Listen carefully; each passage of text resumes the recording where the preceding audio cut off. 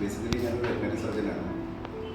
പക്ഷേ ഞാൻ clinical applied സൈക്കോളജിൻ്റെ ക്ലിനിക്കൽ സൈക്കോളജി MSc ചെയ്തു.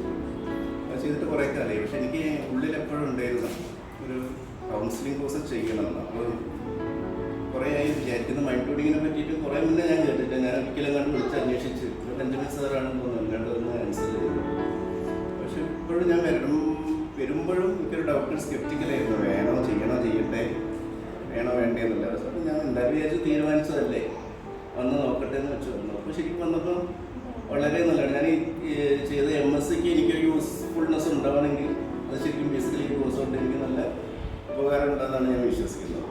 അതുപോലെ ഇവിടുത്തെ ആംബിയൻസ്, അക്കോമഡേഷൻ, ഫുഡ്, പിന്നെ സാറും ഇവിടുത്തെ അനുഷ, കുട്ടിയുടെ പേര് ഞാൻ മറന്നു, ഭയങ്കര കോപ്പറേറ്റീവ് ഫ്രീ ആയിരുന്നു. എന്തായാലും നല്ലൊരു എക്സ്പീരിയൻസ് ആണ് ശരിക്കും.